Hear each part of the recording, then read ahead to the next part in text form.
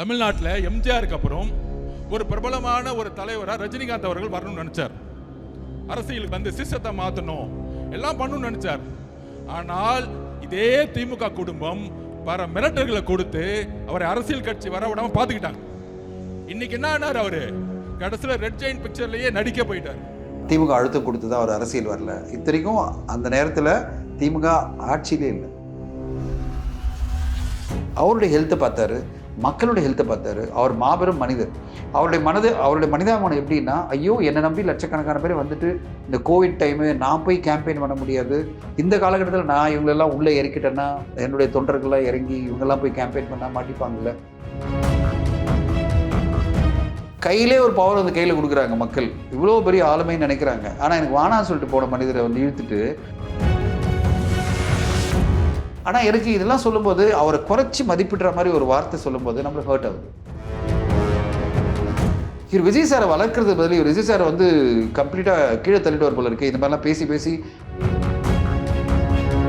ஸ்டாலின் அப்படின்னு பேர் கூட சொல்ல மாட்டார், ஸ்டாலின் சார் சொல்றாரு. ஆனால் இவங்களாம் கூட உட்காந்துட்டு அவர் வந்து ஸ்டாலின் ஐயா அவர்களை வந்து அவ்வளோ மகாமட்டமாக பேசுகிறாங்க. யார் இவங்கெல்லாம் யார்?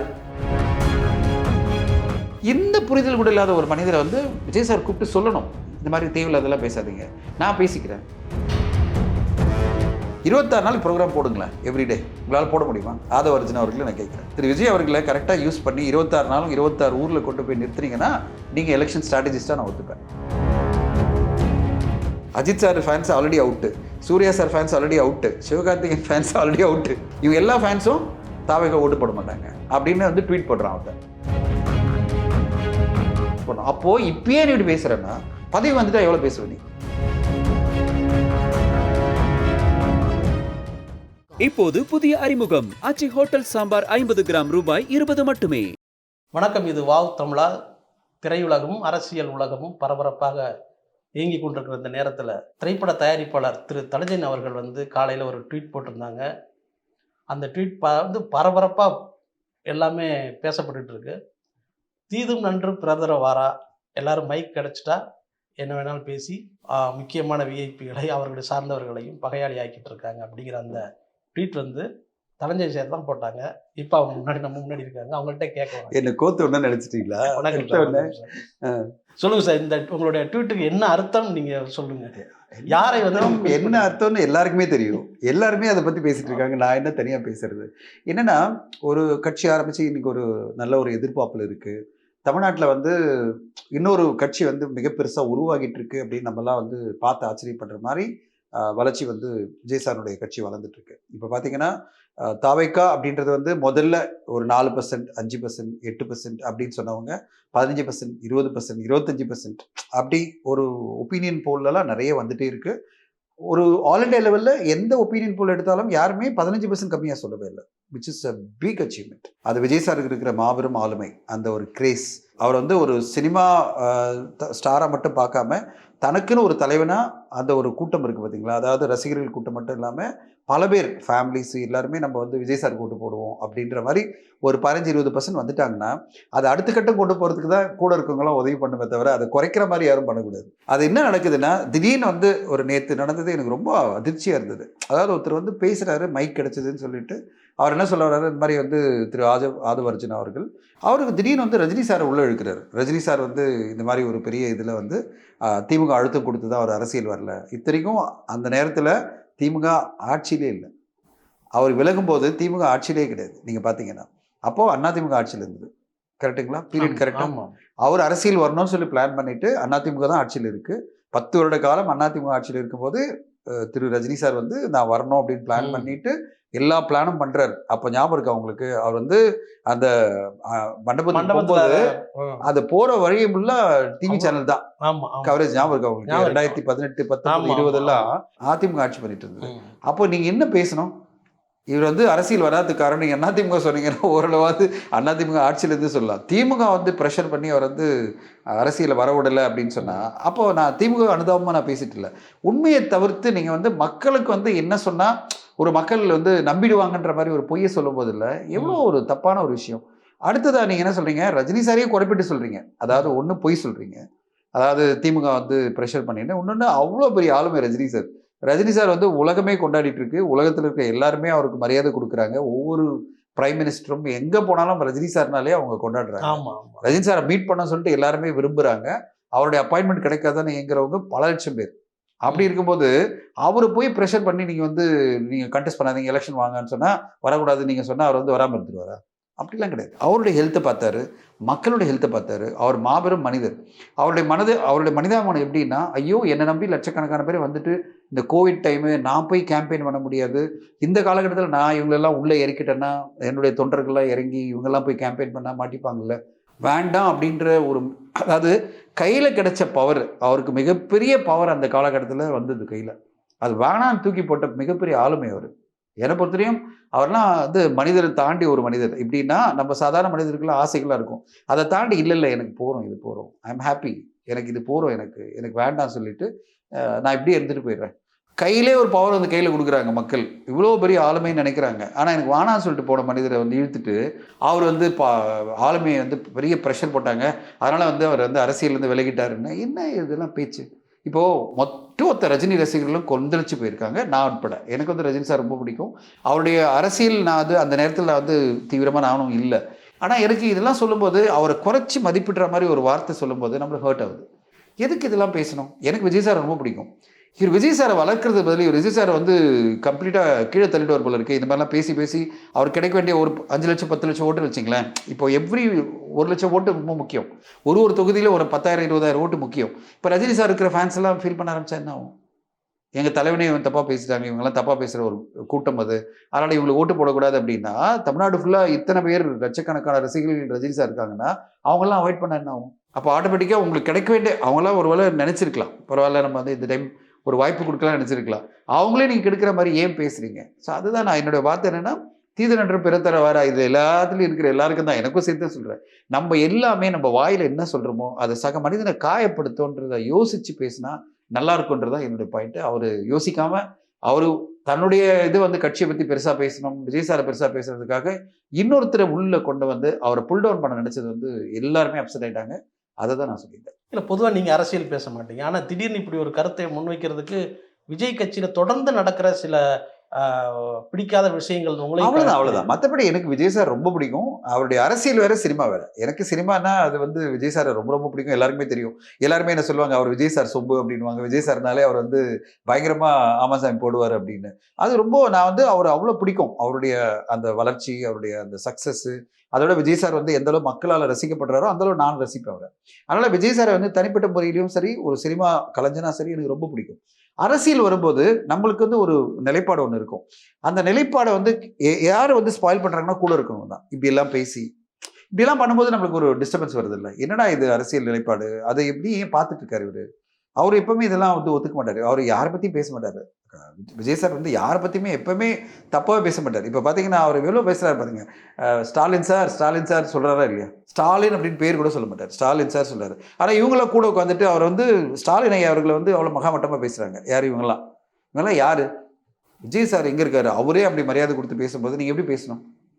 அவர் மரியாதை கொடுக்குற மாதிரி நீங்களும் மரியாதை கொடுத்தா குறைஞ்சிருவீங்க. ஒரு சிஎம்க்குன்னு ஒரு மரியாதை இருக்குல்ல, அந்த மரியாதை கூட கொடுக்காம பேசும்போது நம்மளுக்கு என்ன ஆகுதுன்னா, இந்த கட்சி எங்கே போயிட்டு இருக்கு, இந்த கட்சி வந்து இவங்களே மொத்தமாக போட்டு பிரச்சனை பண்ணுவாங்க போல இருக்கே மக்கள் மத்தியில் அப்படின்னு சொல்லிட்டு ஒரு நெகட்டிவிட்டி உருவாக்கக்கூடாது. நம்ம வந்து ஒரு ஆல்டர்னேட்டிவாக வரும்போது பாசிட்டிவிட்டி உருவாக்கணும். நான் வந்தால் இந்த மாற்றங்கள் வரும், நான் இப்படி கொண்டு வர போகிறேன் அப்படின்னு வரும்போது தான் மக்கள் ரொம்ப ரசிக்க ஆரம்பிப்பாங்க. ஒன்றுமே இல்லை, நீங்கள் நேபாள் எடுத்துட்டீங்கன்னா பாலன் ஒருத்தர் வந்து 35 வயசில் பிரைம் மினிஸ்டர் போகிறாரு. 160 சீட் வின் பண்ணியிருக்காரு, 225 சீட்டில். அவர் யாருன்னா கலைஞர். அவரும் வந்து ஒரு பாடகர். எவ்வளோ பெரிய வெற்றி! அங்கிருந்து communist party plus Congress party எல்லாரையும் போட்டு காலி பண்ணிட்டு அவர் பயங்கரமா 2/3 மெஜாரிட்டில வந்து நிக்கிறாரு. பாலன் ஒருத்தர், ஒரு கலைஞன் தான் வந்திருக்காரு. அங்க அந்த கலைஞன் ஜெயிக்கும் போது கூட இருந்த அதை எதிர நின்ன அந்த சிபிஎம் பிரைம் மினிஸ்டரே அவருக்கு வாழ்த்து சொல்றாரு. நான் அவருக்கு மேலம் கொடுத்தேன் 1 வருஷம் முன்னாடி, அவர் கடைசியில நம்மளே வச்சு இங்க ஜெயிச்சே வந்திருக்காரு, அதை போஸ்டா போடுறாரு. அதுதான் ஒரு என்ன சொல்றது, ஒரு ப்ராப்பரான ஒரு அரசியல். வேறு எல்லாருமே இங்க வந்து யாரும் வந்து இவங்க தான் பர்மனன்ட் அப்படின்னு சொல்ல முடியாது. மக்கள் நினைச்சா யாருனாலும் சிஎம் ஆயிடலாம், பதவிக்கு வரலாம். நேபாள் நடந்தது தான் ஒரு மிகப்பெரிய உதாரணம். அதனால கலைஞர்கள் வந்து மக்கள் மத்தியில் ஒரு பெரிய ஒரு அட்ராக்ஷனோட இருப்பாங்க. அவங்க கண்டிப்பாக ஜெயிக்கிறதுக்கான வாய்ப்பு அதிகம் இருக்கு. ஆனால் கூட இருக்கிறவங்க யாரும் கெடுக்காம அவருக்கான இதை வந்து இன்னும் கொஞ்சம் அவர் எந்த மாதிரி ஒரு பாசிட்டிவான ஒரு அரசியலை முன்னோக்கி கொண்டு போறாரு அப்படின்ற ஒரு விஷயம் வந்ததுன்னா தமிழ்நாட்டுக்கு நல்லா இருக்குமே அப்படின்றதுக்காக தான் நான் வந்து என்னுடைய ஆற்றாமை வெளிப்பாடு தான் அந்த ட்வீட். மற்றபடி பொறுத்து பார்த்து நீங்களும் எனக்கு வந்து தாங்க முடியல. என்னடா பண்றாங்க இவங்க, இப்படி எல்லாம் பண்றாங்க. அவருக்கு நல்லா வந்துட்டு இருக்குல்ல. ஆமா ஆமா இன்னொரு 50 நாள் தானே ஆமா. எலெக்ஷன் போது மக்கள் டிசைட் பண்ணிட்டோமே, அதுக்குள்ள ஏன் இப்படி எல்லாம் கெடுக்குறீங்கன்ற ஒரு கோவத்திலேயோ அப்செட்லேயே தான் நான் போட்டது. மற்றபடி நம்மளுக்கு அரசியல் ஒன்றும் பெரிய இது இல்லை. ஏன்னா எல்லா கட்சியிலும் நம்மளுக்கு எல்லாம் நண்பர்கள் இருக்காங்க, எல்லாருமே நம்ம ஃப்ரெண்ட்ஸ் தான். ஒரு கட்சியிலையும் வந்து ஒரு நல்ல விஷயங்கள் இருக்குல்ல, அதை நான் பார்ப்பேன். ஒரு கட்சியிலும் சில தவிர்க்கப்பட வேண்டிய விஷயங்கள் இருக்கும். அதை நம்ம கமெண்ட் பண்ண முடியாது, நம்ம அரசியல்வாதி கிடையாது. ஆனால் நல்ல விஷயங்களை பாராட்டணும்னு நினைப்பேன். ஆனால் சில விஷயங்கள் நம்மளை மனசை ரொம்ப காயப்படுத்தும் போது, ஏன்னா ரஜினி சாரை போய் பேசல இவருக்கு என்ன தைரியம் வந்துருச்சு அப்படின்னு வரும்போது நம்ம வெளிப்படுத்த வேண்டிய கட்டாயம் வருது. அதான் வெளிப்படுத்தினேன்.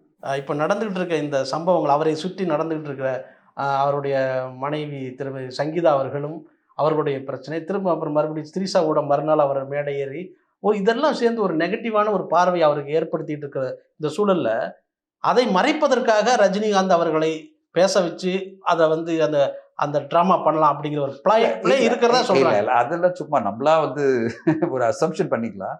அது வேற இது வேற. அது கடந்து போயிட்டே இருப்பாங்க, மக்களும் கடந்து போயிட்டே இருப்பாங்க. ஒரு ஸ்டேஜ்ல எல்லாருமே கடந்துருவாங்க. அதே நம்ம பேசிட்டு இருக்க முடியாது. அதாவது அந்தந்த நேரத்தில் நடக்கிற விஷயம் தான். இவங்க போராட்டத்துக்காக போகும்போது நீங்க போராட்டத்துல யாரை பத்தி பேசணும்? கரண்ட்ல ஆளும் பண்ற கவர்மெண்ட் பத்தி பேசலாம். ஓகே, நீங்க சட்டம் ஒழுங்கினுடைய இதை பத்தி பேசுறீங்க. சட்டம் ஒழுங்கு வந்து இந்த மாதிரி பிரச்சனை இருக்கு, இங்க நடக்குதுன்னு சொல்றீங்களா, அதை பேசுங்க, தப்பே கிடையாது. ஏன்னா சட்டம் ஒழுங்கு கண்ட்ரோல் பண்ண வேண்டியது ஒரு அரசினுடைய கடமை. ஆனா பல பாசிட்டிவான விஷயங்கள் இருக்கு. நேத்து ஒரு உதாரணம் சொல்றேன். நேத்து வந்து அண்ணா நகர்ல வந்து ஒரு படத்தினுடைய திரைப்பட ஷூட்டிங்ல என்ன நடிக்க சொன்னாங்க. அந்த இயக்குனர் வந்து நீங்க வாங்கன்னு சொன்னாரு. சரின்னு சொல்லிட்டு அவருடைய கார்லயே ஷூட் பண்ணாங்க. கார்ல கேமரா வச்சுட்டு என்னை வந்து கூட்டு போனாங்க. நான் வந்து டிரைவ் பண்ற மாதிரியும் பேசுற மாதிரியும் நிறைய டைலாக் எடுத்தாங்க. நான் வந்து ஏர்போர்ட் போனேன், அது பிறகு அண்ணா நகர்லாம் போனேன். நீங்க நம்ப மாட்டீங்க, அண்ணா நகர் நான் போறேன், 12:30 மணி 1 மணிக்கு நாங்கள் ஷூட் பண்ணிட்டு இருக்கோம். ரோடு ஃபுல்லா பெண்களும் எல்லாருமே நடந்துட்டு இருக்காங்க, இளைஞர்கள்லாம் நடந்து போயிட்டு இருக்காங்க. ஒரு பெரிய டீ கடையில 2-3 டீ கடையில அவ்வளவு பெரிய கூட்டம், பெண்கள் கூட்டம், அங்கங்க பெண்கள் கூட்டம் நின்றுட்டு இருக்கு. பெண்கள் வந்து ஆண்களோட அங்கெல்லாம் பழகிட்டு இருக்காங்க, பேசிட்டு இருக்காங்க. அப்போ லா அண்ட் ஆர்டர் பிரச்சனை எல்லாம் இல்லை. நான் பார்த்து எனக்கு ரொம்ப சந்தோஷமா இருந்தது. பரவாயில்ல, நம்ம நாடும் சென்னையை நான் வந்து மிட் நைட்ல நான் போற ஆள் கிடையாது. இந்த ஷூட்டிங்காக தான் நான் போனேன். நான் 11 மணினா என்னுடைய டே முடிஞ்சிடும். 11:30 மணிக்கெல்லாம் நான் தூங்கிடுவேன்.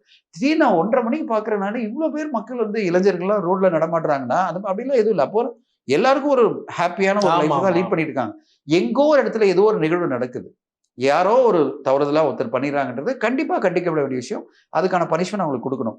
ஒட்டுமொத்தமா லா அண்ட் ஆர்டர் நீங்க குறை சொல்ல போறீங்கன்னா டேட்டாவோட சொல்லணும். கரெக்டுங்களா? எங்கெல்லாம் இங்க ஒரு இன்சிடென்ட் நடக்குது, அங்க ஒரு இன்சிடென்ட் நடக்குதுன்னா ஊர்ல இருக்கிற ஒரு பொண்ணுக்குமா ஒரு போலீஸ் வைக்க முடியும் காவலா? சொல்லுங்க.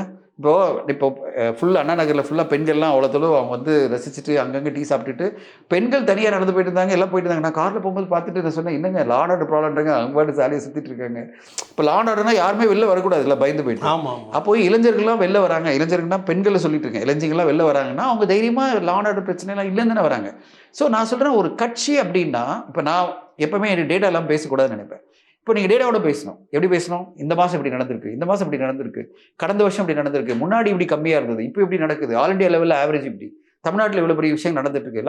டேட்டா வச்சு அடிங்க, டேட்டா வச்சு சொல்லுங்க, அரசாங்கத்தை கார்னர் பண்ணுங்க. அப்போ நீங்கள் ஒரு ப்ராப்பராக அனலைஸ் பண்ணியிருக்கீங்கன்னு அர்த்தம். கரெக்டுங்களா? எந்த ஒரு கட்சியை நீங்கள் குறை சொல்லனாலும் நீங்கள் அப்போ சொன்னால் நானும் வாவுன்னு சொல்லுவேன். பரவாயில்ல, கரெக்டாக தான் சொல்கிறாங்களே, இவ்வளோ டேட்டா வச்சுருக்காங்களே. குத்து மதிப்பா பேசுறதுக்கெல்லாம் நீ அரசியல் பண்ணக்கூடாது. குத்து மதிப்பானா நீ சாதாரண அரசியல்வாதி, தெளிவான அரசியல்வாதி, படிச்ச அரசியல்வாதி என்ன பண்ணும்?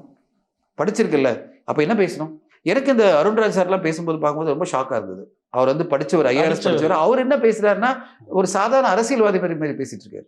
படிச்சவங்க எப்படி பேசணும்? நீங்க படிச்சவங்க வந்து டேட்டாவோட பேசணும்ல. இப்போ என்ன பேசணும்? இப்போ தமிழக அரசு சொல்லுது, டேட்டா சொல்லுது, 5 வருடங்கள்ல இத்தனை ஒரு growth அச்சீவ் பண்ணியிருக்கோம், 11.6% அச்சீவ் பண்ணியிருக்கோம், ஆல் இண்டியா லெவல் ஆவரேஜ் 7% தான். இவ்வளோ பெரிய ஆவரேஜ் பண்ணியிருக்கோம்னு சொன்னா கவுண்டர் பண்ண முடியுமா? உங்ககிட்ட டேட்டா இருந்தா போடு. லா அண்ட் ஆர்டர் பிரச்சனை இருக்கு சொல்றியா? சொல்லு. எந்த ஸ்டேட்டோட கம்பேர் பண்ற? சொல்லு. இந்த ஸ்டேட்டோட நம்ம ஸ்டேட் ஒர்ஸ்டா இருக்குன்னு சொல்லு. நான் திமுக அரசியல்வாதி இல்லை, நான் சொல்ல வர்றது டேட்டா வச்சு எல்லாரையும் கார்னர் பண்ணு. அப்போ நீ படிச்சவங்க சொல்லுவாங்க, அப்போ உங்களெல்லாம் மதிப்பாங்க எல்லாரும், நானும் மதிப்பேன். பரவாயில்லப்பா, இந்த கட்சி வந்து ஒரு ஆரோக்கியமான அரசியலை முன்வைக்குது. அதோட மிக முக்கியமா டேட்டா பேஸோட அதை ப்ராப்பரா அனலைஸ் பண்ணி நம்மளுக்கு காமிக்கிறாங்கல்ல, இந்த கட்சி சரியா ஆட்சி பண்ணலன்னு சொல்லி காமிக்கிறாங்கல்ல, அப்படின்னா நம்ம ஒத்துக்கலாம். அப்போ உங்ககிட்ட ஒரு விஷயம் இருக்குன்னு அர்த்தம். நீங்கள் எதுவுமே ஆலோசனை பண்ண மாட்டீங்க. ஆனால் நான் உட்காந்து சகட்டு மேனிக்கு ஒரு பார்ட்டியும் ஒரு முதல்வரை போய் நான் தப்பு தப்பாக பேசுவேன், அதுவும் உரிமையில் பேசணும் வரும்போது நம்மளுக்கு ஒரு பெரிய ஷாக்காக இருக்குது. ஸோ இவங்க அதை தான் பண்ணிட்டு இருக்காங்க. இவங்க என்னென்னா தன்னை முன்னிறுத்தி இப்போ ஒரு ஒரு ஒரு ஒரு என்ன சொல்கிறது, இந்த அரசியல் காலகட்டம் எப்படி இருக்குன்னா பரபரப்பாக ஏதோ ஒன்று பண்ணணும், ஒரு நம்ம வந்து டாமினேஷனாக இருக்கணும் மீடியாவில்னு வரும்போது நம்ம வாயுக்கு வந்ததெல்லாம் பேசணுன்றது தான் இந்த காலகட்டத்தில் நடந்துட்டு இருக்கு. இதை வந்து அதிமுகவே அப்படி பண்ணல, அவங்க ஆரோக்கியமாக தான் பேசிட்டு இருக்காங்க. நீங்கள் எடப்பாடியை பார்த்தீங்கன்னா ரொம்ப பிடிச்சிருக்கு, அவர் பேசுறது எல்லாமே டேட்டா வச்சு பேசிட்டு இருக்காரு. இது சரியில்லை அது சரியில்லைன்றார்ல, அட்லீஸ்ட் அவர் வந்து ப்ராப்பரான ஒரு அரசியல்வாதி மாதிரி பேசிட்டு இருக்காரு. நீங்கள் எப்படி பேசுறீங்க? ஒரு ஆல்டர்னேட்டிவாக அவரை பார்ட்டி எப்படி பேசணும், ஸோ அதை பேசல. அண்ணாமலை அவர்கள் எப்படி பேசுறாரு, அவர் பேசினாலே ஒரு ஏன் இவ்வளோ பெரிய கிளாப் அடிக்கிறாங்க, டேட்டா வச்சு பேசுறாரு அவர். ஓகேங்களா, இன்னைக்கு ஏன் திடீர்னு வந்து ஒரு 4-5 வருடங்களில் அண்ணாமலை அவர்கள் வந்து இவ்வளோ பெரிய தலைவராக இங்கே வந்து கொண்டாடப்படுறாரு, இளைஞர்களால் ஒரு எதிர்பார்க்கப்படுறதெல்லாம் எப்படி இருக்காரு. அவர் வாஸ் நோபடி, ஒரு ஐபிஎஸ் ஆஃபீஸர் கர்நாடகாவில். இங்கே இப்படி பெரிய மாஸ் ஆளுமை 4 வருஷத்தில் எப்படி வந்தது அவருக்கு? இன்னொரு 5 வருடம் இருந்தாருன்னா அவர் ஒரு பெரிய ஆளுமையாக இங்கே இருப்பார். தனிப்பட்ட முறையில் பார்ட்டி ஆரம்பித்தாலே ஒரு பெரிய தலைவராகிடுவார் போல இருக்கு. அந்த அளவு மக்கள் ஏன் ரசிக்கிறாங்கன்னா அவருடைய போல்ட்னஸ் வித் டேட்டா பேஸோட பேசுறாரு. இந்த டேட்டா இருக்கு, அந்த டேட்டா இருக்கு, இதை வச்சு நான் பேசுறேன், அதுல தப்பு ரைட்டு இதெல்லாம் ஆளுக்கு பேசலாம் நீங்க. பட் அவர் கிடைச்ச டேட்டா வச்சு அவர் ஆர்கியூ பண்றாருல, நீ ஒழுங்கா டேட்டா வச்சு பேசு. லா அண்ட் ஆர்டர் ப்ராப்ளம் இருக்கு, இது இருக்குன்னா அதை வச்சு பேசு. இதை விட்டு 3வது விஷயத்தெல்லாம் ஏன் கொண்டு வர? ரஜினி சார் வந்து அழுத்தம் கொடுத்து அவர் வந்து அரசியல் வரவணா பண்ணிட்டாங்க, இப்படி எப்படின்னு வாய்க்கு வந்து அப்படி பேசும்போது நம்மளுக்கு வந்து என்ன ஆகுதுன்னா இவங்க வந்து சரியான ஒரு பாதையில போலன்னு. ஸோ இவங்க அந்த பாதையில் போயிட்டு இருக்கிறத பற்றி தான் நடக்குதே தவிர இவங்க வந்து டைவெர்ட் பண்ணணும் அப்படின்லாம் இல்லை. அது பர்சனல், இது அரசியல். அதிமுக ஆட்சியில் இருக்கும்போது தான் ரஜினி சார் வந்து பரபரப்பாக அரசியலில் இருந்தார் அப்படிங்கிற வரதை ட்ரை பண்ணாரு.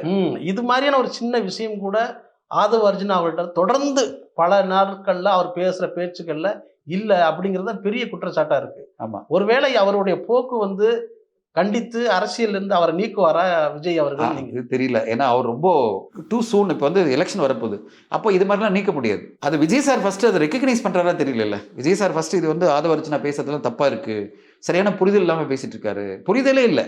அந்த நேரத்தில் அதிமுக இருக்கும்போது அதிமுக தானே ப்ரெஷர் போட்டுருக்கணும் ரஜினி சார் மேல, அரசியல் வராதிங்கன்னு சொல்லிட்டு. டிஎம்கே எப்படி ப்ரெஷர் போட, அவங்களே ஆப்போசிஷன்ல இருக்காங்க, அவங்களே ப்ரெஷர்ல இருக்காங்க, அவங்க எப்படி போய் இவரு நீங்க வராதிங்கன்னு சொல்லுவாங்க. அவங்க எப்படியாவது ஜெயிக்கணும்னு போராடிட்டு இருக்காங்க. 2019-20 ஸ்டாலின் அவர்கள் வந்து போராடிட்டு இருக்காரு, எப்படியாவது ஜெயிச்சு வரணும்னு. அவர் வந்து இவங்க ப்ரெஷர் போடுற அளவு வந்து அவருக்கு பவரே கிடையாது. இல்லை, இந்த புரிதல் கூட இல்லாத ஒரு மனிதரை வந்து விஜய் சார் கூப்பிட்டு சொல்லணும், இந்த மாதிரி தேவையில்லாதெல்லாம் பேசாதீங்க, நான் பேசிக்கிறேன், நான் என்ன பேசணுமோ அதை பேசிக்கிறேன். இப்போ பார்த்தீங்கன்னா முதல்வர்கள் என்ன பண்ணாரு, இப்போ திருச்சி மாநாட்டில் அவர் தான் பேசினார், 1 மணி நேரம் பேசினார். ஓகேங்களா, அவர் யாரும் பேச விடல. என்னன்னா யாராவது ஒன்று பேசி இந்த மாநாட்டினுடைய ஒரு போக்கே மாற்றிடுவாங்களோ, ஒரு நெகட்டிவிட்டி எதுவும் வந்துடக்கூடாது, நான் கரெக்டாக பேசுகிறேன்னா அவ்வளோ பிரமாதமாக பேசினார். 1 மணி நேரம் நான் பார்த்து வேந்தேன்.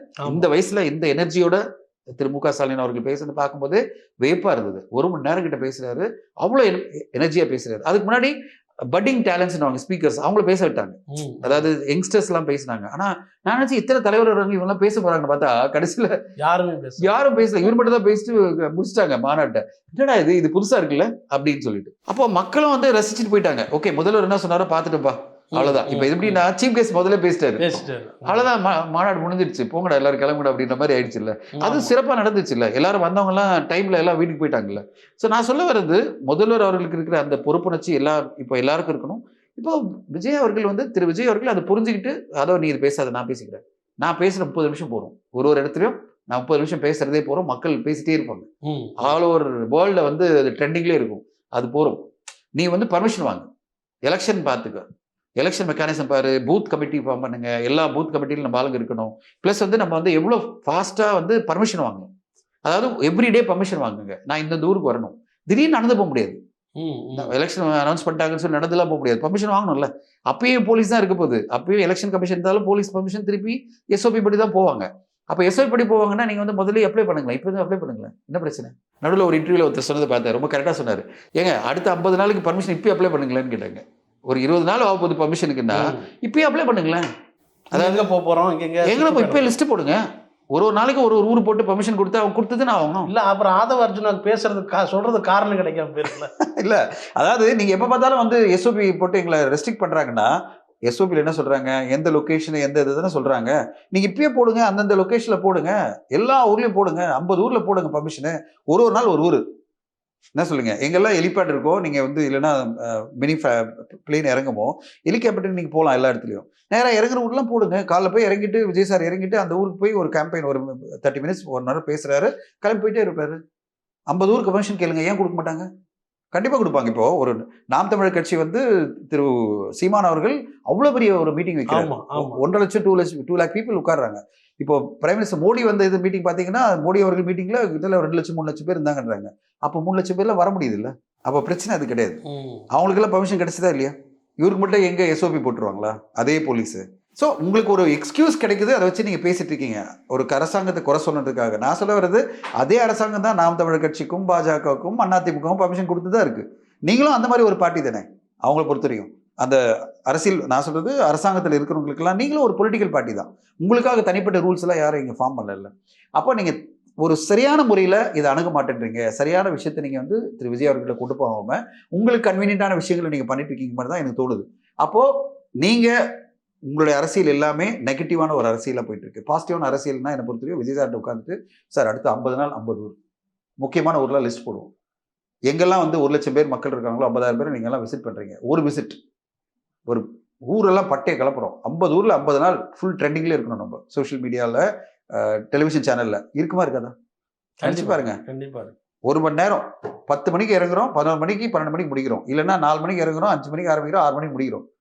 எல்லா ஊர்லேயும் பட்டையை கிளப்போம். 50 நாள் 50 ஊர்னா 50 நாள் எலெக்ஷன் முன்னாடி வரையும் கேம்பெயின் பண்ணலாம். அவர் யார் ஸ்டாப் பண்ண போகிறாங்க? எலெக்ஷன் கமிஷனா இல்லை அரசாங்கமா? நீங்கள் ப்ராப்பரான ஒரு SOPயில் இன்னிலேருந்தே அப்ளை பண்ணி கடைசியில் எங்கே போய் முடிக்க போகிறீங்களோ, கடைசி நாள் கேம்பெயின் எங்கே இருக்கோ. இப்போ எனிவே எலெக்ஷன் நோட்டிஃபிகேஷன் வந்துருப்போது திங்கட்கிழமை டேட் தெரிஞ்சிடும். இவங்க 50 நாள் அனௌன்ஸ் பண்ணுறாங்களா பாருங்கள். 50 நாள் தான் இருக்குது கையில். 2வது வாரத்தில் எலெக்ஷன் அப்படின்னா 30 நாள் தான் இருக்குது. இப்போ என்ன சொல்லியிருக்காங்கன்னா April 2nd வீக் எலெக்ஷன் சொல்கிறாங்க. அப்போ April 2nd வீக் எலெக்ஷனா 30 நாள் கையில் இருக்குல்ல. 30 நாள் விட்டு 27 நாள் தான் 26 நாள். 26 நாள் ப்ரோக்ராம் போடுங்களேன் எவ்ரிடே. உங்களால் போட முடியுமா? ஆதவ அர்ஜுனா அவர்களும் நான் கேட்குறேன். 26 நாளுக்கு ப்ரோக்ராம் போடுங்களேன் எலெக்ஷன் கேம்பெயின். நீங்கள் போகிறீங்க அங்கே போகிறீங்கன்னா அங்கங்கே போய் வாயதான் விட்டு எல்லாருக்கிட்டையும் கெட்ட பேர் தான் வாங்கிட்டு இருப்பீங்க. ஓகேங்களா? அட்லீஸ்ட் திரு விஜய் அவர்களை கரெக்டாக யூஸ் பண்ணி 26 நாளும் 26 ஊரில் கொண்டு போய் நிறுத்துனீங்கன்னா நீங்கள் எலெக்ஷன் ஸ்ட்ராட்டஜிஸ்ட்டாக நான் ஒத்துப்பேன்.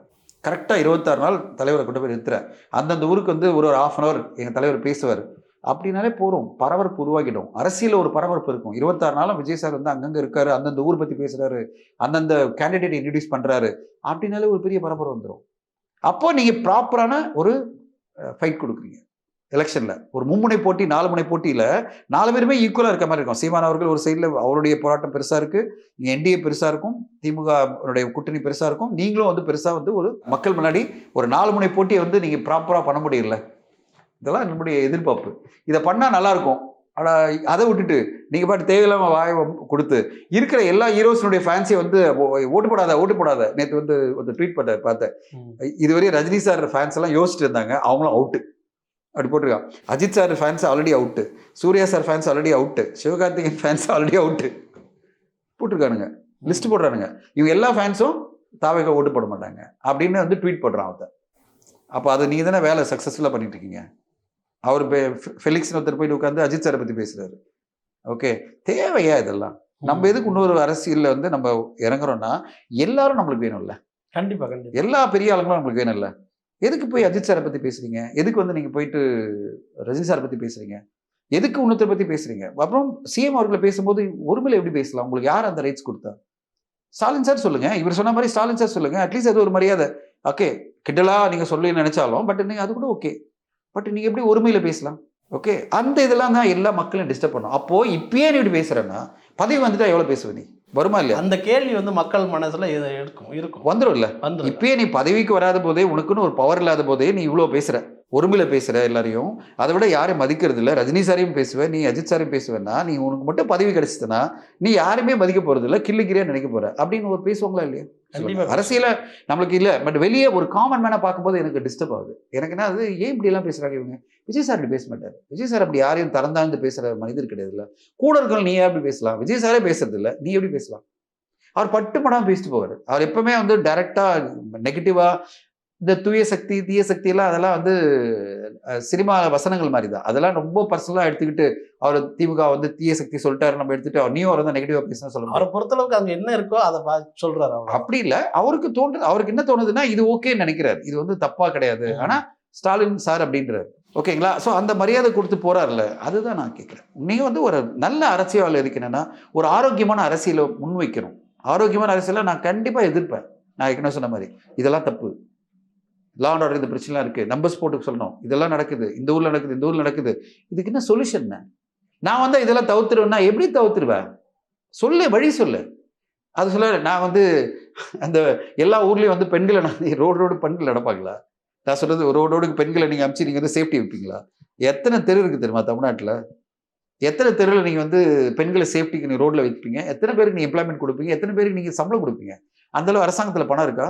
இப்போது பெண்கள் வந்து 2.5 கோடி பெண்கள் இருக்காங்க. 2.5 கோடி பெண்களை நீங்கள் பாதுகாக்கிறதுக்கு நீங்கள் என்ன 2.5 கோடி போலீஸாக வைக்க முடியும்? மேக்ஸிமம் போனால் ஒரு 25,000 பேர் வைக்க முடியும். 25,000 பேர் போயிட்டு 2 பேரை வந்து 2 கோடி மக்களை காப்பாற்றிட முடியுமா? ஒரு அரசாங்கம் என்பது எவ்வளோ முடியுமோ? இப்போ நீங்கள் சொல்கிறீங்களே இந்த லா அண்ட் ஆர்டர் ப்ராப்ளம் யூஎஸில், அமெரிக்காவில் அவ்வளோ பெரிய ஸ்ட்ராங்கான கண்ட்ரிலே இருக்குது. அங்கே பனிஷ்மெண்ட்ஸ் ரொம்ப தீவிரமாக இருக்கும். எல்லாருக்கும் பயம் என்னன்னா, அங்கே ஏன் எல்லாரும் வந்து டிசிப்ளினாக இருக்காங்க? இப்போ அமெரிக்காவில் போனீங்கன்னா டிராஃபிக் வயலேஷனே இருக்காது. ஏன்? பயங்கரமான ஃபைன் $1000 போடுவாங்க பனிஷ்மெண்ட்டு. நீங்கள் டிராஃபிக் வயலேட் பண்ணி வச்சிங்களேன் $1000. அங்கே சம்பாதிக்கிறதே பார்த்தீங்கன்னா ஒருத்தனும் $3000 சம்பாதிப்பான், $4000 சம்பாதிப்பான். ஓகேங்களா? மேக்ஸிமம் போனால் $8000 சம்பாதிப்பான். அவனுக்கு வந்து நான் சொல்றது டேக்ஸ் எல்லாம் போவேன். $1000 ஒரு இதுக்கு பனிஷ்மெண்ட்டு. 2வது தடவை நீங்கள் வந்து மிஸ்டேக் பண்ணீங்கன்னா டிராஃபிக்கில் உங்கள் லைசன்ஸ் வந்து லாக் பண்ணிடுவாங்க. 3வது தடவை உங்களை பேனே பண்ணுவான், டிரைவே பண்ண முடியாது. அப்போ பயம் வருமா வராதா? நான் சொல்றது சாதாரண ஒரு டிரைவிங்கே சொல்கிறேன். நான் அமெரிக்காவில் பார்க்குறேன், அவ்வளோ என்னுடைய ஃபேமிலியில் அவங்க ட்ரைவ் பண்ணும்போது, அப்பா ப்ளீஸ்ப்பா எதுவும்ப்பா மாட்டிக்கிட்டோம்னா பிரச்சனை ஆகிடும், எதுவுமே பனிஷ்மெண்ட் வரக்கூடாதுன்னு என்கிட்ட வார்ன் பண்ணிட்டே இருப்பாங்க. நான் ட்ரைவ் பண்ணேன்னா, அப்பா இல்லைப்பா அவங்ககிட்ட டிரைவிங் இன்டர்நேஷனல் லைசன்ஸ் இல்லை, அதெல்லாம் வேணாம், மாட்டினா எனக்கு பிரச்சனை ஆகிடும். ஏன்னா அவ்வளோ பயம் இருக்கும். அங்கே போலீஸே இருக்க மாட்டாங்க. அமெரிக்காவில் எங்கேயுமே போலீஸ் இருக்க மாட்டாங்க. ஆனால் தப்பு பண்ணீங்கன்னா போலீஸ் உங்கள் பக்கத்தில் நிற்பாங்க. எப்படி? தப்பு பண்ணாதான். நீங்கள் தப்பு பண்ணீங்கன்னா போலீஸ் உடனே அலாம் போட்டு வந்துட்டே இருப்பாங்க. அவங்க மானிட்டர் பண்ணிட்டே இருக்காங்க. அவ்வளோதான் ஒரு அரசாங்கம் பண்ண முடியும், தவிர தப்பு தவிர்க்க முடியாது. தப்பு நடந்த பிறகு பார்த்தீங்கன்னா அங்கே போலீஸ் வந்துடுவாங்க. நீங்கள் வந்து நான் வந்தால் இதெல்லாம் பண்ணிவிடுவேன், நான் தான் பண்ணேன், எப்படி பண்ணால் சொல்லுப்பா. எந்த நாட்டில் இதெல்லாம் குற்றங்கள்லாம் குறைக்க முடிஞ்சிருக்கு அதுக்கு சொல்லு. இப்போ என்ன சொல்லலாம், நான் வந்து தெருக்கும் சிசிடிவி கேமரா வைப்பேன் அப்படின்னா சொல்லு. எல்லா தெருவிலும் நான் சிசிடிவி கேமரா வச்சு நான் சென்ட்ரலைஸ் மானிட்டர் பண்ணுவேன். ஒரு பெண்ணுக்கு எதிராக ஏதாவது ஒரு குற்றம் நடக்குதுன்னா, அதாவது சிசிடிவி இல்லாத இடமே நான் பண்ணிவிடுவேன் அப்படின்னா அது எவ்வளோ பெரிய காஸ்ட் தெரியுமா? நம்ம ஊரில் எவ்வளோ டார்க் ஸ்பாட்ஸ் இருக்குது தெரியுமா சிசிடிவி இல்லாமல்? நான் இத்தனை தெருக்கும் போட போகிறேன்னா அதுக்கான பட்ஜெட் எங்கேருந்து வரப்போகுது? எல்லா தெருவும் தமிழ்நாடுன்றது அவ்வளோ பெரிய ஸ்டேட்டு. இது எல்லா இடத்துலையும் தெருக்கும் நான் வைக்க போகிறேன்னா எல்லா ரோட்லையும் வைக்கணும், எல்லா வில்லேஜ்லையும் வைக்கணும். சென்னையில் மட்டும் வச்சா பத்தாது. எல்லா கிராமத்துலையும் தெரு வைக்க முடியுமா சிசிடிவி ஃபுட்டேஜ்? நான் எல்லா தெருவிலும் வைப்பேன், எல்லா கிராமத்துலையும் எங்கெல்லாம் போகிறாங்களோ அங்கெல்லாம் வைப்பேன் அப்படின்லாம் சொல்லு. அதை காமிப்பேன்னு சொல்லு. அப்போ நான் சிசிடிவி மானிட்டர் பண்ணணும். அதை மானிட்டர் பண்ணுறதுக்கு ஆளுங்க வேணும் எல்லா ஊர்லேயும். கரெக்டுங்களா? அதெல்லாம் நான் பண்ணுவேன், அதனால் இந்த குற்றங்களை குறைப்பேன்னு சொல்லு. எல்லாரும் வாவ் இப்படிலாம் பண்ணுற பிளான் இருக்கா? அது தெருக்கும் சிசிடிவி கேமரா வைப்பேன், எல்லா ஊர்லேயும் மானிட்டர் பண்ணுவேன், எங்களோட மானிட்டரிங் இப்படி நடக்கும், 10 நிமிஷத்தில் எங்கள் ஆள் வந்து நிற்பான் அப்படின்னா. ஏற்கனவே இருக்கிற மாதிரி இல்லை, ஊர்லேயும் கிராமத்துலையும் பண்ணுவான் அப்படின்னு சொன்னீங்கன்னா நீ வந்து உனக்கான பிளான்ஸ் கம்ப்ளீட்டாக இருக்குன்னு அர்த்தம். சும்மா நம்மளுக்கு வந்து தோன்றதெல்லாம் சொல்கிறது. இது ஆதவர்ஜுனா வந்து எங்கள் தலைவர் வந்து 12 ப்ராமிஸை கொடுத்துட்டார் பெண்களுக்குன்னா அதை இம்ப்ளிமெண்ட் பண்ணுறதுக்கு வழியை சொல்லுப்பா ஃபஸ்ட்டு. அதை எல்லாரும் கேட்குறாங்க. நீ வந்து இவ்வளோ மாதம் கொடுக்கணும்னா எவ்வளோ காசு வரும் தெரியுமா? அந்த காசு உங்கள்கிட்ட இருக்கா அப்படின்னா அதுக்கு வேற ஏதோ ஒரு காரணம் சொல்லும்போது நம்மளுக்கு புரியவே இல்லை. நான் இங்கேருந்து பணத்தை எடுத்துப்பேன்னா அது எப்படி பணத்தை எடுக்க முடியும்? ஓகே, இப்படி ஆளாளுக்கு ஒரு புரிதல் இல்லாமல் ஒரு கட்டமைப்பு, அரசாங்கம் என்பது ஒரு கட்டமைப்பு இருக்குது, அரசாங்கத்துக்குள்ளே ஆப்ரேட் பண்ணுறதுல ஒரு விஷயம்லாம் இருக்குது, இதெல்லாம் புரிதல் இல்லாமல் ஆதவர்ஜுனா போன்றவர்கள்லாம் வந்து அது அருண்ராஜ் ஆதவர்ஜுனா போன்றவர்கள்லாம் வந்து இதில் புஷி ஆனந்த் சார் வந்து ரொம்ப பாராட்டணும். அவர் அது மாதிரிலாம் எதுவுமே சொல்லாமல் ஒன்லி அந்த அவங்களுடைய அந்த கட்டமைப்பு மட்டும் பார்த்துக்கிறாரு. அவர் ப்ராப்பராக தேவையில்லாத பேச்செல்லாம் இல்லாமல் அவர் போயிட்டு இருக்காரு. ஆனால் இவங்க எல்லாமே யாரெல்லாம் புதுசாக வந்தாங்களோ என்னென்னமோ பேசி இந்த கட்சியில் நடக்கிற வளர்ச்சியை வந்து பல விதங்களில் ஏதோ ஒரு வகையில் அவங்க வந்து ஸ்பாயில் பண்ணிட்டே இருக்காங்கன்ற மாதிரி தான் எனக்கு தோணுச்சு.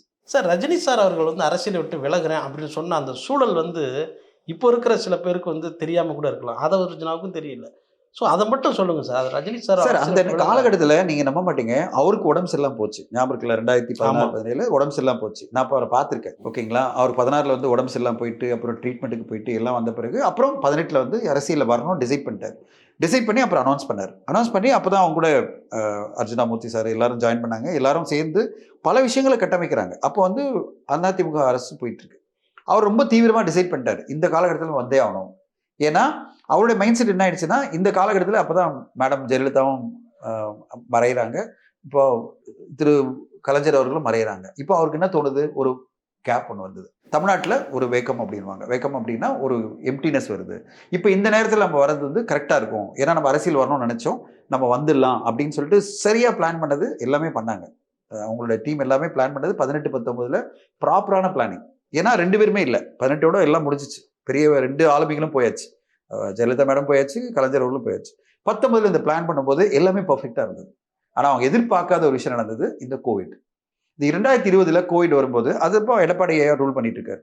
இப்போ இவங்களோட பாயிண்ட் ஆஃப் வியூ என்னன்னா, இப்போ வந்து இந்த எடப்பாடியை டென்யூர் முடியும் போது நம்ம நிற்கணும், ஸ்ட்ராங்காக வந்துடணும் அப்படின்ற பிளான்ல தான் 2021 எலெக்ஷன்ல நிற்கணும்னு பிளான் பண்ணிட்டாங்க.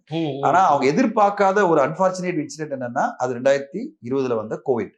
அந்த கோவிட் வந்து மிகப்பெரிய தாக்கம் ஏற்படுத்தி பெருசா லட்சக்கணக்கான பேர் பாதிக்கப்படும் போது, தமிழ்நாட்டில் இவ்வளவு பேர் நடக்கும்போது அப்பதான் அவங்க வந்து ஒரு சின்ன ஒரு பயம் வருது. 2020-2021 எலெக்ஷன் வரணும்னா இவ்வளவு பெரிய பாதிப்பு இருக்கு மக்கள் மத்தியிலன்னு வரும்போது இங்க போய் நம்ம எப்போ வர முடியும்? அடுத்து அவருக்கே ரெஸ்ட்ரிக்ஷன் போடுறாங்க, நீங்க வெளில வராதீங்க. இப்ப நீங்க வந்தீங்கன்னா லட்சக்கணக்கான பேர் உங்களை பார்க்க வந்துருவாங்க. இப்ப அவங்க எல்லாம் வந்து ஒன்னா சேர்ந்தாங்கன்னா என்ன? 2021 அந்த செகண்ட் வேவ்ல வந்து மிகப்பெரிய தாக்கம் இருந்தது. ஞாபகம் உங்களுக்கு? அப்ப வந்து டெத் ரொம்ப ஃபாஸ்டா இருந்தது. முன்னாடி 2020 வந்த இதில் பார்த்தீங்கன்னா வேவ்ல பார்த்தீங்கன்னா அந்த அளவு உடனே டெத் வராது. இப்போ 2021 பிகினிங்ல ரொம்ப பெருசாக டெத் இருந்தது. அப்போ என்ன ஆயிடுச்சுன்னா எல்லாம் பயந்துட்டாங்க, இவ்வளோ பேர் டெத் நடக்குது, நம்ம போய் இந்த நேரத்தில் அரசியலில் வரணுமா அப்படின்ற மாதிரி ஒரு எண்ணம் அவருக்கு வந்தது. ஏன்னா என்னை பார்க்கறதுக்கு லட்சக்கணக்கான பேர் வருவாங்க, அந்த மைண்ட் செட்டு தான் அவருக்கு வந்துருச்சு. என்னால் பல பேர் பாதிப்பாங்க. அப்போ பார்த்தீங்கன்னா ஸ்டாலின் அவர்கள் வந்து ஊரூராக போயிட்டு எல்லாத்தையும் கேம்பெயின் பண்ணிட்டு இருக்காரு, மாஸ்க் போட்டுட்டு அவ்வளோ கஷ்டப்படுறாரு. இப்போ அவருக்கு தோணுச்சு, இந்த 2 பேரும் இவ்வளோ கஷ்டப்படுறாங்க, ஒரு சைடில் எடப்பாடி அவர்கள் வந்து அதை கண்ட்ரோல் பண்ண ட்ரை பண்ணிட்டு இருக்காரு, இவர் வந்து ஸ்டாலின் அவர்கள் வரணும்னு நினைக்கிறாரு. சரி, 2 பேருமே நம்மளை மதிக்கிற ஒரு அரசாங்கமா இருக்கு, மதிக்கிற ஒரு எதிர்கட்சி தலைவராக இருக்காரு, அவங்க பண்ணிட்டு போட்டோம். இப்போ நம்ம போய் இறங்கி நம்ம என்ன ஸ்பாயில் பண்ணுவோம்னா டோட்டலாக வந்து மக்கள் கூட்டத்தை கொண்டு வந்துடுவோம், அவங்களுக்கு வந்து பெரிய லெவலில் பாதிப்பு இருக்கும், நம்ம வேண்டான்ற ஒரு பெரிய முடிவு எடுக்கிறாரு. அந்த முடிவு வந்து எல்லாருக்குமே ஆச்சரியம். ஏன்னா கையில் வர பவர் வரேன் அப்படின்னு நினைச்சிருந்தாருன்னா அவர் மிகப்பெரிய ஃபோர்ஸாக மாறி இருப்பார். ஏன்னா அப்போ ஃபோர்ஸ் என்னன்னா, இவ்வளோ பெரிய பாப்புலாரிட்டி இருக்க ஒரு மனிதர் அவருது அந்த டைம்ல. இப்போ அந்த டைம்ல பார்த்தீங்கன்னா கலைஞர் இல்லாத ஒரு திமுக, ஜெயலலிதா மேடம் இல்லாத ஒரு அதிமுக, இந்த 2 பேர் கண்டெஸ்ட் பண்றாங்க. அப்போ மாசா ஒருத்தர் வந்து நின்னா எப்படி இருந்திருக்கும்? ஆனா அந்த டிசிஷன் எடுக்கிறாரு, இல்லை நம்மளுக்கு வேண்டாம் இந்த நேரத்தில் நம்மளுக்கு. ஏன்னா நம்ம எலெக்ஷன் கண்டெஸ்ட் பண்ண நேரத்தில் கோவிட் போயிட்டு இருக்கு, கோவிட் இப்போதான் குறைஞ்சி போயிட்டு இருக்கு, இப்போதான் வந்து ஒரு மாதிரி கம்மியாக போயிட்டு இருக்கு. அப்போ கூட பரபரப்பாக பல விஷயம் நடந்துட்டு இருக்கு. சரி, இது வேண்டாம் அப்படின்னு சொல்லிட்டு அவர் ஒதுங்குறாரு. சிஎம்ஆ ஸ்டாலின் அவர் வராரு. அதுக்கு பிறகு அவர் வந்து பல விஷயங்கள் பண்றாரு, நிறைய விஷயங்களை கொண்டு வராரு. அதை பார்த்துட்டு அதோட அவர் ஒதுங்கிட்டார், இது வேண்டாம் நம்மளுக்கு அரசியல வேணான்னு ஒதுங்குறாரு. ஸோ இந்த எதுக்கு சொல்ல வரேன்னா, அந்த காலகட்டம் அதிமுக அரசு பண்ணும்போது அவர் இந்த கோவிட் வந்த பிறகு அதிமுக அரசு எந்த அளவு அவங்க போராடிட்டு இருக்காங்க இந்த கோவிடை கண்ட்ரோல் பண்ணணும்னு வரும்போது, அடுத்ததா ஸ்டாலின் அவர்கள் வந்து எப்படியும் இதை பண்ணணும் ட்ரை பண்ற போது நம்ம எதுக்கு போனோம்னு நினைக்கிறாரு. ஸோ அவருக்கு வந்து அந்த நேரத்தில் இத்தனை பேர் கூட்டத்தோட வந்தோம்னா நம்மளுக்கு பிரச்சனை வரும், அதுதான் காரணம். நம்ம வந்துட்டு போனால் ஊருக்கா போகணும், அரசியல் பண்ணணும், கேம்பெயின் பண்ணணும், எல்லா ஊருக்கும் போனாதான் நம்மளால ஜெயிக்க முடியும். அவருக்கு நல்லா தெரியும் திமுக இருக்கிற கட்டமைப்பும் அதிமுக இருக்கிற கட்டமைப்பும் பாப்புலாரிட்டியும் 2மே அவருக்கு தெரியும். இது நடுவில் நான் வந்து ஒரு பெரிய ஃபோர்ஸாக வரணும்னா நான் எல்லா ஊருக்கும் போனாதான் நான் ஜெயிக்க முடியும். இங்கே சோஷியல் மீடியாலையும் இல்லை டெலிவிஷன் சேனலில் பேசிட்டா வந்து மட்டும் ஓட்டு போட்டுற மாட்டாங்க. நான் ஊருக்கா போனேன்னா அந்தந்த ஊரில் மக்களை வரவழைக்கணும்னா எனக்கு எவ்வளோ பெரிய ஒரு பெரிய மக்கள் கூட்டம் வரும். அந்த மக்கள் கூட்டத்தை வந்து எப்படி கண்ட்ரோல் பண்ணுறது? கோவிட் புரோட்டோகாலில் இதெல்லாம் வேண்டாம் அப்படின்னு சொல்லிட்டு அவர் விட்டு போறாரு. 2021 கோவிட் முடியுது. அது முடியும் போதே ஆகஸ்ட் செப்டம்பர் ஆயிடுச்சு. நம்மளுக்கு ஞாபகம் உங்களுக்கு? ஆகஸ்ட் செப்டம்பர்ல தான் நம்மளுக்கு எல்லாமே கிளியர் ஆகும். அது வரையும் அவரும் வந்து ஒதுக்கிட்டு நம்மளுக்கு வேணாம் இந்த அரசியல் நடக்கட்டும்னு விட்டுறாரு. 2021 ஸ்டாலின் யார் ரூல் பண்ணிட்டு இருக்காரு. இப்போ அது வரைக்கும் தெரிய வேண்டிய விஷயம் என்னன்னா, கொஞ்சம் ரிசர்ச் பண்ணாலே போறோம், கூகுள் பண்ணாலே போறோம், என்ன நடந்தது அந்த நேரத்துல அவருடைய வீடியோ எடுத்து பார்த்தாலே போறோம். ரஜினி சார் கிளியரா பேசினார், நான் இப்போ அரசியல் வந்தா இந்த கூட்டத்தை கண்ட்ரோல் பண்ண முடியாத கூட்டம் வந்தா கோவிட் டைம்ல நான் வந்து மக்களை பாதிக்க கூடாது, அந்த எண்ணத்தில் தான் வானான்னு டிசைட் பண்றேன்னு சொல்றாருல, அதை கூட பார்க்காம பேசுவாங்களா யாராவது? அதுதான் எனக்கு ஆச்சரியம் சார். இப்போ சமீப காலமா சினிமாவில் திரையுலகத்துல வந்து விவாகரத்துகள் வந்து அதிகரிச்சுக்கிட்டே இருக்கு. அது வந்து குடும்ப உறவுகளுக்கு ஒரு முக்கியத்துவம் கொடுக்காத ஒரு போக்கா இப்போ நடந்துகிட்டு இருக்கு. அதை பத்தி என்ன?